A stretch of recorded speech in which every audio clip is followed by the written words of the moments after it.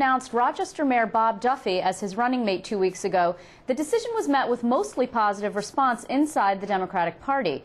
But it turns out not all Democrats were happy with the news. Many Black and Latino members raised concerns with the lack of diversity on the ticket, which includes 4 white men, 1 white woman, and 5 white candidates for Attorney General. The lack of diversity has prompted my next guest to consider launching a gubernatorial challenge against Andrew Cuomo. Charles Barron is a New York City Council member, and tonight he joins us from New York to talk about his potential run for governor. Councilman, how are you? I'm doing fine, Liz, and thank you so much for having me on. So, okay, most of my viewers don't really know who you are, but you are a councilman from Brooklyn. You have a history of being fairly outspoken and controversial. So I'm not surprised by this move, but I think a lot of people probably are. And you haven't made a formal announcement yet, so this is true then? Absolutely true. You know, once the New York State Democratic Party in Rye, New York decided that they would participate in a political blackout, not allowing any blacks to be a part of the slate, particularly when they had an opportunity with Lieutenant Governor. You remember in our history, there were only 4 governors in the history of New York of America, and 2 of those governors ascended from the lieutenant governor's position. For Andrew Cuomo to pick Robert Duffy as his running mate, knowing that the rest of the slate is white, you had an opportunity, especially since all that black people in this state has done to get his father elected, and he turned his back on us, for him to pick Robert Duffy, a former Republican, a former police chief. Lord help us what he was doing to the black people up there as police chief. And then he's anti-union. He wants mayoral control, seems to be conservative. This was a political slap in the face. And a lot of people are upset with it. A lot of the black Democrats should have had a meeting prior to this and said that the only way we're going to support you, Andrew, is if you give us that lieutenant governor's position. Some may say that's a meaningless position, but that's how David Paterson became a governor from a lieutenant governor's position. Hold on, Councilman. Let's back up a little bit here because there's a lot going on. First of all, David Paterson, it's true that he ascended and then he's not running. So, you know, and some would say that his tenure has been rocky at best, but in terms you're talking about a meeting that was held at Mount Vernon last weekend, if I'm not mistaken. It was called by the Reverend Al Sharpton, and a lot of prominent black leaders met to discuss how they would respond to the fact that Andrew Cuomo has not tapped an African-American lieutenant governor. You didn't attend that meeting. Why not just try to influence this situation in the sort of the standard channels? Because I'm a veteran of the struggle, and I know when they have meetings after the fact. Where was this meeting long before he even tapped Duffy as lieutenant governor? Well, but they didn't know who he was going to choose, right? They didn't know. Oh, so but they should have.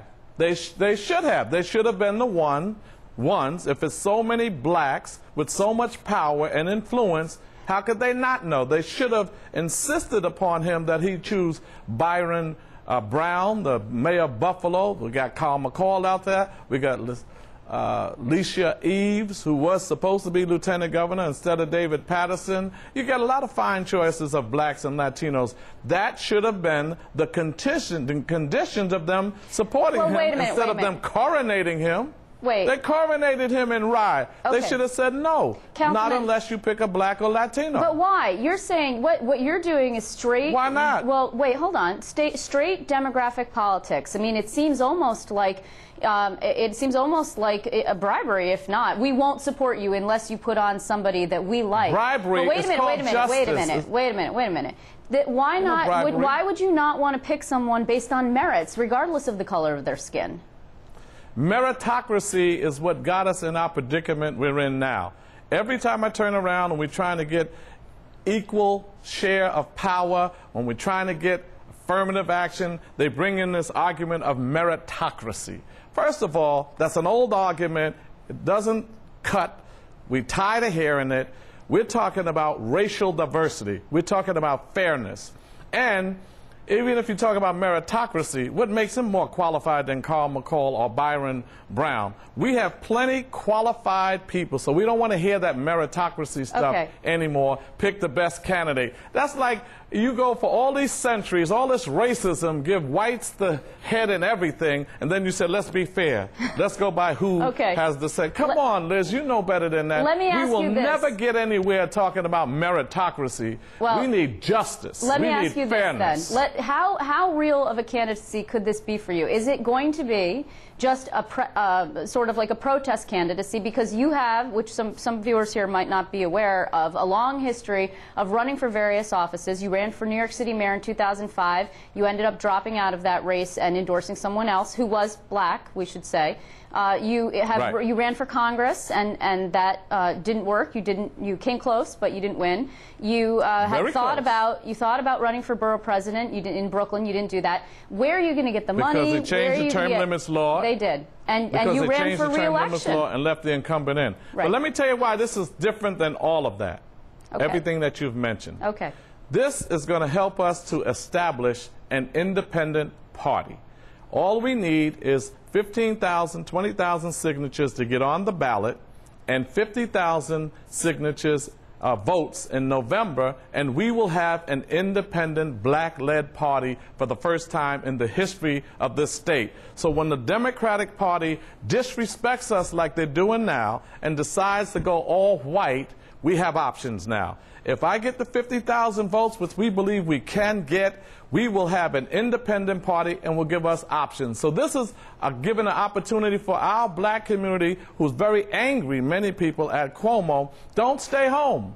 Vote for dignity. Vote for your self-respect.